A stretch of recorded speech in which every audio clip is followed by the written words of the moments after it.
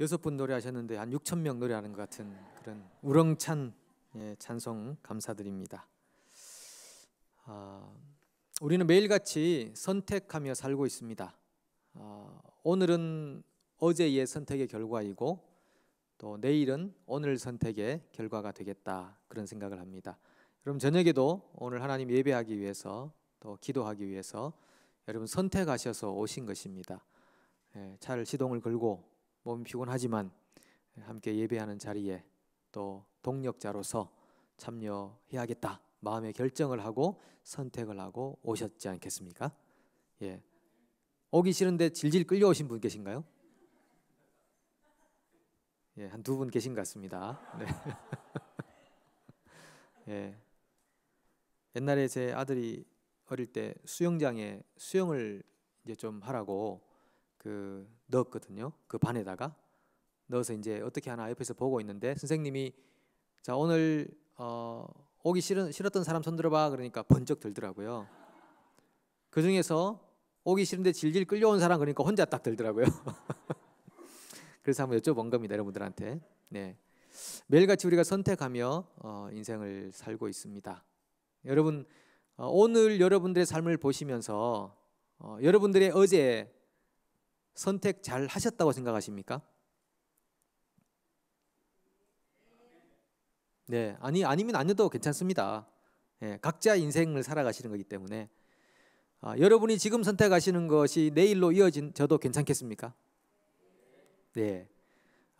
각자가 내가 올바른 선택을 할 것인가 하고 있는가를 생각하며 살면 좋겠습니다. 이 기본 족속도 선택할 어떤 상황에 닥치게 됐습니다. 왜냐하면은 이 이스라엘이라는 군대가 홍해를 건너서 이집트에 살던 노예 계층인데 홍해를 건너서 건너오더니만은 바산 왕 옥과 시혼 왕 이런 왕들을 이제 격파했다는 얘기를 소문을 통해서 들었습니다. 굉장히 위험한 순간이다. 특별히 요단강을 건너와서는 가장 강대한 성으로 알려진 여리고성마저도 무너뜨렸다라고 하는 것입니다. 여리고성은 그렇게 큰 성도 아닌데 아주 좀 초롱성 같은 그런 성이었는데 여리고성이 무너졌다라고 하는 소식을 듣고 아이성이 더 컸다고 그러죠.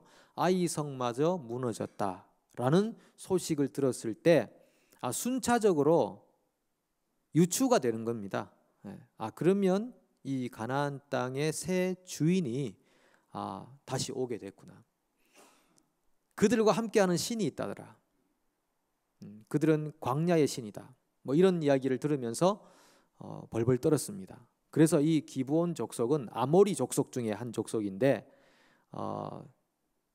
함께 연대하고 있는 다른 5 족속과 더불어서 연합군을 이루어서 이스라엘을 마주할 거냐, 아니면은 그 연합군에서 탈퇴해서 우리는 이스라엘과 화친을 할 거냐, 이 굉장히 중요한 기로에 섰습니다. 서서 회의를 했겠죠. 어떻게 하면 좋겠느냐. 중요한 것은 우리 족속이 살아남는 겁니다. 살아남기 위해서 바른 선택하자. 그래서 지혜를 모은 것이 그러면 이스라엘하고 맞짱 떠서는 절대 안 되겠다. 지금 지나온 역사 발자취들이 충분히 우리에게 교훈하고 있지 않느냐. 그러면 우리가 그들과 화친하자라고 마음의 결정을 내립니다. 그리고 그들과 그 이스라엘을 속이기 위한 모든 준비를 다 거친 다음에 이스라엘을 깜짝같이 속이게 되죠. 그러니까 기브온이 선택한 것은 이스라엘과 화친해야 되겠다. 그것이 우리가 살아남을 수 있는 길이다 라는 것이었습니다. 자, 그런데 그런 족속을 맞이하는 이스라엘은 어떻게 해야 할 것인가 라고 하는 것입니다. 자, 하나님이 그들에게 주셨던 대의라는 것이 있습니다. 대의는 가나안 족속 모두를 멸절시켜라 라고 하는 큰 뜻이 있습니다. 그런데 막상 여리고와 아이를 무너뜨린 다음에 그들을 찾아온 족속은 저 멀리서 사는 족속입니다. 당신들의 소문을 듣고 찾아왔습니다. 우리는 이 땅에 사는 족속이 아닙니다라고 들었을 때 그들은 금방 그들을 받아들였습니다. 화친에 응했습니다. 왜? 여기 족속이 아니라고 하니까. 액면 그대로 보면 그 사실 그대로를 믿는다면 당연히 화친을 해야 되겠죠. 화친을 하고 연합을 하게 됩니다. 그리고 나무 패고 물 깃는 일을 나중에 노예로 일을 하게 되는 것이죠. 그런데 이 본문이 9장 14절이 뭐라고 하냐면 그들에게서 양식을 취하고 그리고 무엇을 하지 않고 어떻게 할지를 여호와께 묻지 않고라고 합니다. 그러면 이 이스라엘 입장, 여호수아와 이스라엘 입장에서는 이들이 비록 멀리서 왔다고는 하나 한 족속을 받아들이는 일은 그렇게 만만하거나 쉬운 일은 아니었잖아요. 하루 세 끼 밥 먹는 일은 아니고 그것보다 훨씬 더 중요한 일이고 이 이스라엘은 특별히 다른 나라와 구별되는 것이 하나님이 계신 나라죠. 다른 나라에는 하나님이 계시지 않는 나라. 그러니까 그렇게 중요한 순간인데도 그들은 그 사실에 대해서 여호와께 어떻게 할지를 묻지 않았다. 그러니까 선택을 묻지 않는 걸로 해버렸다. 그들과 화친하는 것으로 받아들여 버렸다라고 하는 것입니다. 그러면 이 두 기브온이 있고 이스라엘이 있는데 두 양자 간의 만남인데 한쪽에서는 화친을 함으로써 엄청난 좋은 결정을 한 것이고 한쪽은 화친을 함으로써 낭패를 보는 지경으로 갈 수밖에 없었다고 하는 것입니다. 이것은 상생하는 것이 아니라 기브온이 사는 길이었습니다. 이스라엘은 낭패를 보는 일이었습니다. 그들은 그 순간에 왜 여호와께 묻지 않았을까요? 이유가 뭘까요? 왜 묻지 않았을까요? 그들이 여호와께 묻지 아니하고라고 이 기사가 딱 적혀져 있잖아요. 그러면 이게 잘했다는 겁니까? 잘못했다는 겁니까? 잘못했다는 거죠. 그리고 그들이 왜 그런 선택을 했었냐는 것입니다. 물어보지 않았냐는, 여호와께 물어보지 않았냐. 일단은 액면 성경 기록상 그대로는 그들이 무엇을 취하고 양식을 취하고, 자, 이 전쟁하러 왔잖아요. 전쟁하러 왔으면 군량미가 필요하잖아요. 근데 그들이 양식을 막 가져왔거든요. 그러니까 그거는 이 보급에 있어서 굉장히 중요한 요소 아닙니까? 우리 그 중국의 그 삼국시대라든지 중국의 그 전쟁 문화 이런 것들을 보면은 엄청 싸우죠. 조조 유비 이러면서 엄청 싸우는데 주로 이 보급로를 차단시키는 이제 그런 일을 함으로써 적진을 교란시키고 그런 일들을 하잖아요. 근데 양식을 가져왔다. 일단은 그 현혹된 것입니다. 예. 안목의 정욕이라고 표현할까요? 저 정도 양식이면 굉장히 오래 버티겠는데 라고 하는 것이 그들의 정신을 혼미하게 만들었을 수 있다라고 하는 것입니다. 두 번째는 인간의 연정이라고 하는 것입니다. 여러분, 사람과 싸우는 게 좋습니까? 친하게 지내는 게 좋습니까? 친하게 지내는 게 좋은 걸 누가 모르겠습니까? 그죠? 그래서 이 사람들은 그들과 적대하기보다도 그들과 화친하는 방법이 굉장히 쉬웠던 것입니다. 여러분, 전쟁 한 번 덜 하는 게 좋지 한 번 더 하는 게 좋습니까? 그 당시에는 목숨 아니었나요? 구약 시대 때는 똑같은 목숨입니다. 그래서 이 사람들 다 그냥 믿어버리자라는 것이죠. 따질 거 없다. 우리가 비록 속을 수는 있겠지만, 물론 그들이 속는다고 생각은 안 했겠죠. 그렇지만 그것이 넓은 길이었습니다. 좁은 길을 간다는 것이 얼마나 어려운 일입니까? 인간의 연정, 편한 길을 찾자라고 하는 것입니다. 그들이 가나안 땅에 들어가서 가나안 족속을 죽이는 일이 여러분 쉬운 일이었겠습니까? 지긋지긋한 일 아닙니까? 사람이 사람을 죽인다는 것이 그 당시 시대는 가벼운 일이었을까요? 아닙니다. 굉장히 어렵고 힘든 일입니다. 그런데 하나님의 명령이었기 때문에 전쟁하고 싸운 것입니다. 명령이 아니었으면 굳이 싸울 이유가 없었던 것이죠. 그래서 하나님 명령이 우선이기 때문에 그들은 들어가서 전쟁하고, 심지어는 아말렉은 유아까지 다, 짐승까지 다 살해하라고 했을 때 그거 굉장히 받아들이기 힘든 내용이잖아요. 요즘 예수 못 믿는 분들 중에 하나가 어떤 분들은 그 구약에 나오는 스토리들을 받아들일 수 없어서 못 믿는 거거든요. 신약의 예수님은 사랑의 예수님인데 구약의 하나님은 너무나 잔인한 하나님으로 비춰오니까 이해가 안 되는 것이죠. 심지어는 초대교회 때 우리 훌륭한 믿음의 선조들도 이 구약은 빼자 이렇게 말했던 분들도 있을 정도니까. 근데 이 이스라엘 족속이 그래 기브온과 전쟁하는 것보다는 받아주는 게 좋겠다. 우리 좀 쉬자. 그렇게 해서 그들은 선택했습니다. 그들의 양식을 취하고 그들과 화친을 하게 되었습니다. 자, 그들이 했던 선택의 결과는 어떠합니까? 이스라엘의 경우부터 잠깐 먼저 한번 볼게요. 이스라엘의 경우는 그 선택의 결과로 이스라엘 안에 바알 문화가 성행하게 됩니다. 기브온 족속은 바알 신을 섬겼거든요. 바알 신은 현실의 풍요를 추구하는 신입니다. 지금으로 말하면 딱 지금 세대인 것 같아요. 잘 먹고 잘 살면 되지, 웰빙하면 되지, 뭐 그렇게 복잡하냐라고 하는 이지고잉하고자 하는 그런 생각이죠. 그럴 때는요, 굳이 기도라든지 신의 뜻을 물을 필요가 없는 것입니다. 왜? 인간의 이성적 판단으로도 무엇이 나를 잘되게 할 것인가를 충분히 판단할 수 있습니다. 왜 현대 그리스도인들도 기도가 없습니까? 기도 안 해도 내 이성적 판단으로 충분히 살아갈 수 있습니다. 그래서 기도하지 않습니다. 그리고 자기가 메말라 있다는 것도 전혀 모르고 있습니다. 얼마나 벌거벗은 삶을 살고 있는지를 모르고 있습니다. 그런 풍요를 따르는 삶에는 반드시 그런 피폐함이라는 모습이 따라오게 되어 있는 것이죠. 그래서 왜 그 기브온 족속이 여호수아 공동체에 들어온 다음에 대표적으로 기브온의 문화, 바알 문화가 어떤 병적 증세로 드러난 존재가 있는데 사울이라는 존재입니다. 이 사울이라는 존재가 기브온이 가지고 있는 바알 신앙의 모습이 그대로 재현된 그런 존재라고 하는 것입니다. 하나님과의 관계에 깊이가 없습니다. 그저 나라를 자기가 다스리는 자기 스스로의 왕으로 생각을 하고 있습니다. 하나님을 왕으로 인정하지 않는 존재를 사울이라고 우리가 표현할 수 있겠습니다. 왜냐하면 이 사울이라는 이름 자체가 샤알인데 그것은 욕심 부린다는 뜻입니다. 현실적 만족을 위해 살아가는 존재, 그것이 이스라엘 내에 깊숙하게 파고들게 되었다라고 하는 것입니다.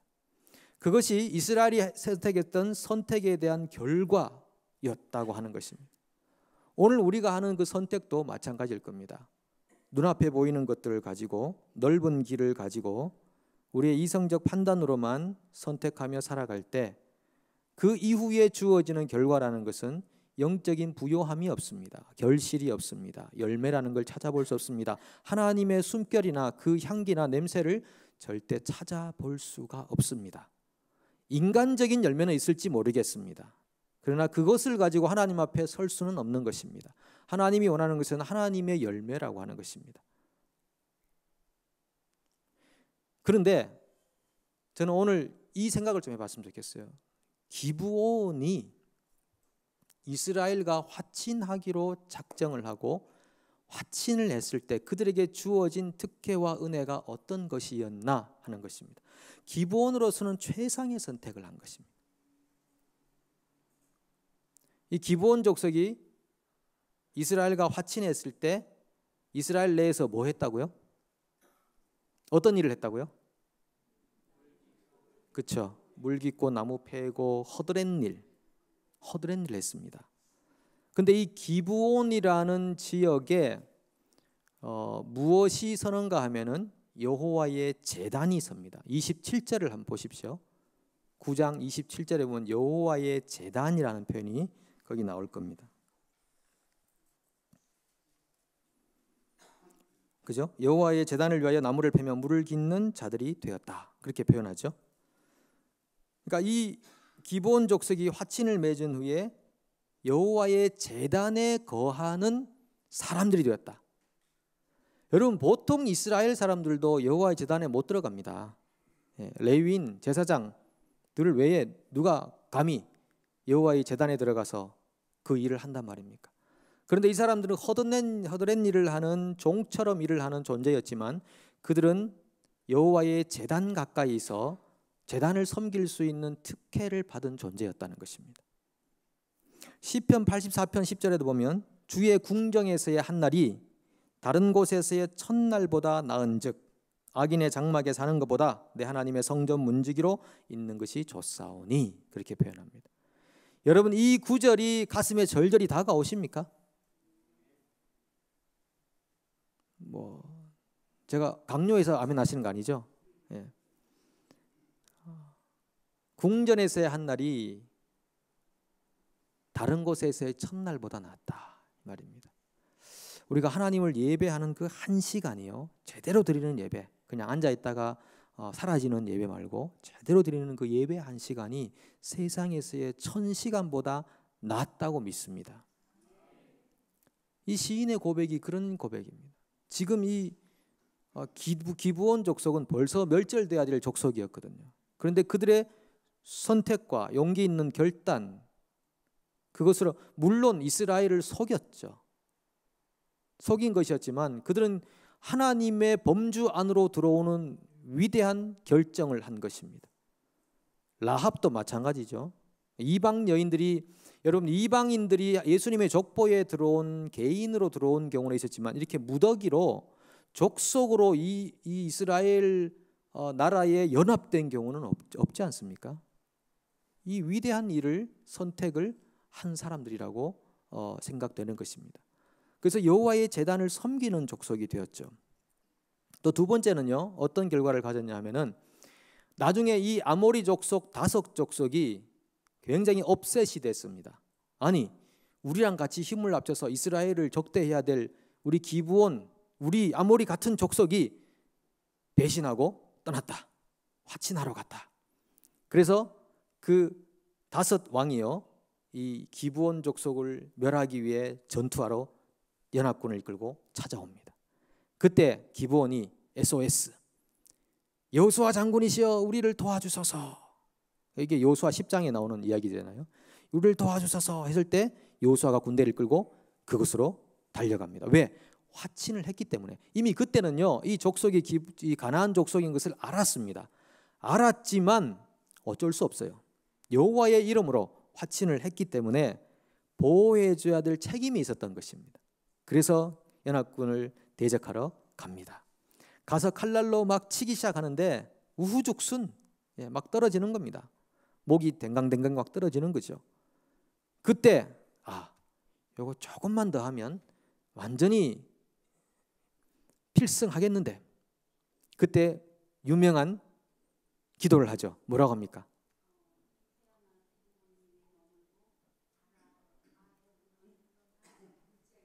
그렇죠. 예, 볼펜 들고 뭐 하나 한번 박사학위 받아보시죠. 네, 태양아 기브온 위에 머물러라. 달아 아얄론 골짜기에 머물러라. 그래서 태양이 거기 뜨면 달이 거기에 떠야 된대요. 그 위치 지정학적으로 그렇게 된답니다. 그러니까 23시간 20분이 사라졌다고 그렇게 표현합니다. 이 지구상의 시간 계산에서 23시간, 종일토록 23시간 20분이 사라졌죠. 그래서 40분 남는 것 때문에 이거 아예 40분까지 채워주셨으면 뭐 윤달 이런 것도 안 해도 되는데 이 40분이 남아가지고 좀 곤란합니다. 어쨌든 간에 태양을 머무르게 하고요, 달을 머무르게 했던 족속이 누구 족속입니까? 기브온 족속입니다. 이스라엘이 다른 누군가를 위해 싸우다가 그런 게 아니고 기브온 족속을 위해 싸우다가 태양도 머물고 달도 머물고 이 전체 우주가 다 정지하는 그런 엄청난 일이 벌어졌습니다. 기브온이 선택 잘한 거죠. 얼마나 선택을 잘했습니까? 대단한 겁니다. 그런데 한 번 더 가면요, 이분들이 그 바벨론 포로 후에 유대인들이 이스라엘로 돌아옵니다. 돌아와서 성전에서 봉사하고 기쁨으로 섬기는 특별한 존재가 등장해요. 뭐 레위인, 제사장 뭐 쭉 나오다가 거기 보면 느디님 사람들이라는 사람이 등장해요. 느디님 사람들. 느디님 사람들은 도대체 어디서 나타났나? 이렇게 생각할 수 있는데, 이 느디님 사람들이 바로 시초가 기브온 족속들이에요. 그때로부터 기브온 족속으로부터 해서 이스라엘에 유입된 이방인들, 성전에서 허드렛 일을 하고 봉사하는 이방인, 개종한 유대인들, 그들을 가리켜서 느디님 사람들이라고 부른다는 것이죠. 그러면 이 기브온은 횡재한 것입니다.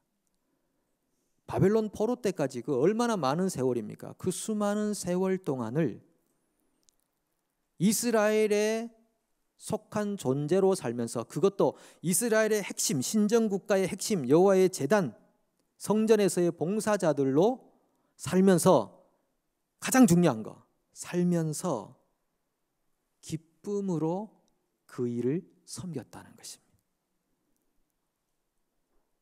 이방 족속이었습니다. 그들에게는 구원이 없습니다. 그런데 그들의 결단과 선택으로 이스라엘 족속 안으로 편입이 되었습니다. 그것만 해도 얼마나 영광스럽습니까? 그런데 그들은 여호와의 제단을 섬기는 삶을 살았습니다. 와, 이 정도만 해도 대단합니다. 그런데 그들의 섬김과 삶이 지속되어서 수백 년을 흘러내려가게 되었습니다.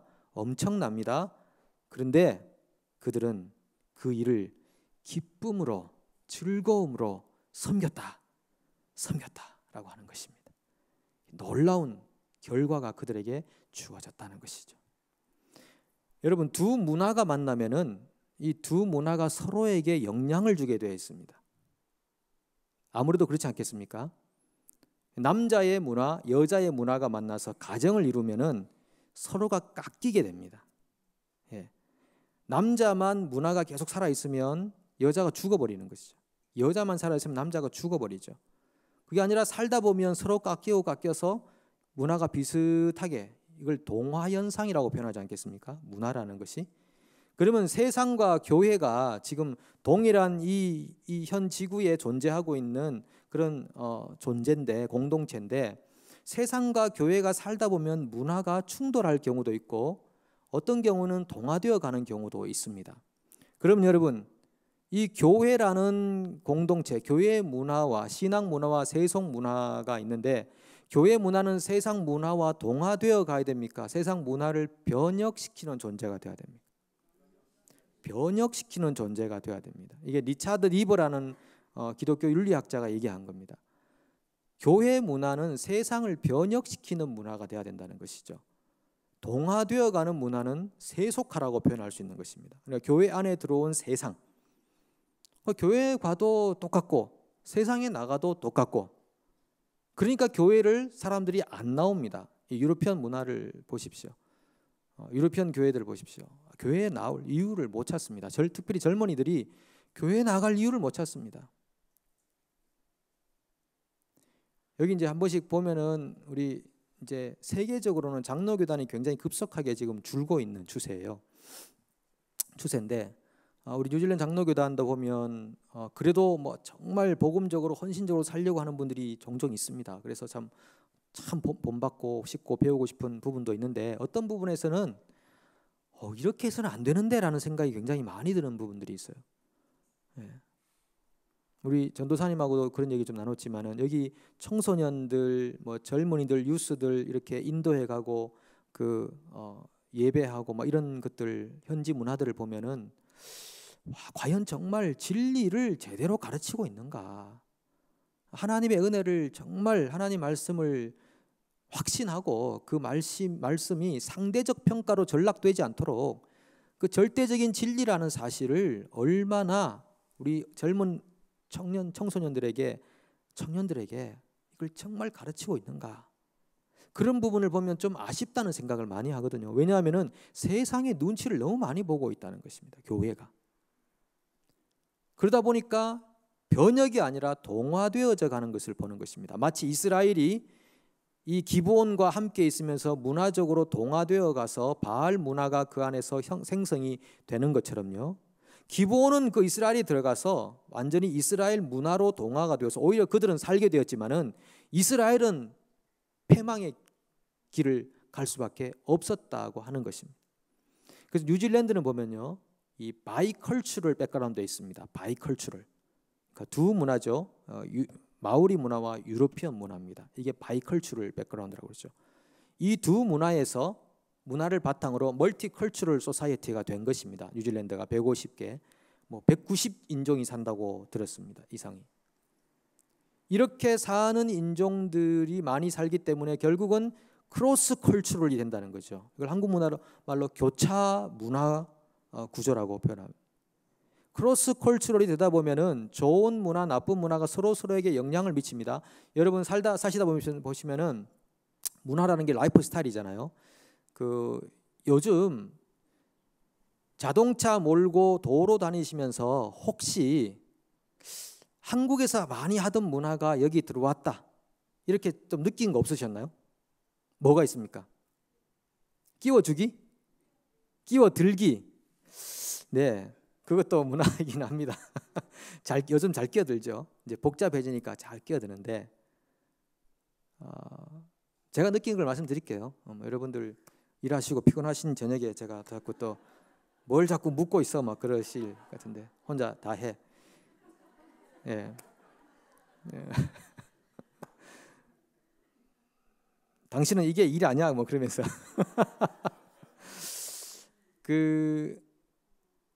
우리가 이렇게 끼어들기 하거나 좀 미안하다고 생각될 때 우리는 보통 뒷사람에게 어떤 표시를 합니까? 손을 들고 또 깜빡깜빡 저기 쌍깜빡이라고 그러나요? 비상등을 누르죠. 여러분 안 누르세요? 고맙거나 미안할 때 누르거든요. 10년 전만 해도 그런 거 별로 없었습니다. 그냥 우리 한국에서 많이 하던 문화로 그냥 이렇게 해줬는데 지금은요 많은 사람들이 그걸 눌러요. 한번 확인해 보십시오. 실험을 해보셔도 돼요. 조금 다른 상대방에게 그 사람이 미안할 정도로 고마움할 정도로 해줘 보시면은 딱 이렇게 표를 하실 겁니다. 예. 그래서 이게 문화라는 게 그렇게 크로스 컬처럴 되어 가는구나 하는 것을 느끼게 되고요. 우리는 이미 이곳 문화에 많이 적응되어 있어서 우리 스스로를 잘 모를 수 있을 겁니다. 그런 것처럼 이 신앙도 마찬가지거든요. 신앙이라는 게 문화입니다. 문화인데 이 세상 문화와 신앙 문화가 쏙 이렇게 섞여 가지고 이게 세상인지 교회인지 신앙인지 불신앙인지를 모르고 혼탁해져 버린 이 세태, 이 사회에서 정말 우리가 얼마나 하나님의 백성으로서 올바른 신앙 문화를 가질 뿐 아니라 그것을 학생들에게, 청년들에게, 젊은이들에게 이렇게 하는 거야. 이게 진리야. 뭐 그럴 수도 있고 저럴 수도 있어. 그게 아니고 이거야. 예수 믿어야 구원받지. 하나님 나라를 위해 살아야지. 이게 우선이지.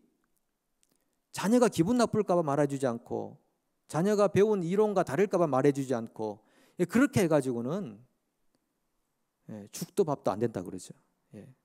그래서 교회들이 힘이 없는 것입니다. 교회가 힘이 없는 것입니다.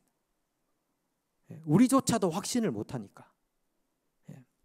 그래서 오늘 저는 이 기브온과 이스라엘의 이런 두 족속 간의 선택과 결단 그 순간들을 보면서 그들이 선택했던 것이 장차 수백 년 그들의 민족의 운명을 가름할 정도의 영향력을 가졌다면은 우리 개인의 인생도 마찬가지라고 하는 것입니다. 오늘 내가 어떤 결단과 결정, 선택을 하며 사는가가 결국 나의 내일을 결정하는 것입니다. 내 남은 30년, 40년, 60년을 결정하는 것입니다. 그 순간이 언제일지 모르겠습니다. 여러분 주님 앞에 서서 주님이 원하시는 것이 무엇인지를 잘 여쭤보십시오. 그리고 올바른 선택하십시오. 믿음의 용기를 가지십시오. 무엇이 진리인가를 찾고 그 길에 여러분들의 발을 옮겨 놓으십시오. 그럴 때 여리고 성도 무너지고 홍해도 갈라지고 요단강도 갈라질 줄로 믿습니다. 함께 우리 찬송하고 기도하는 시간 갖도록 하겠습니다.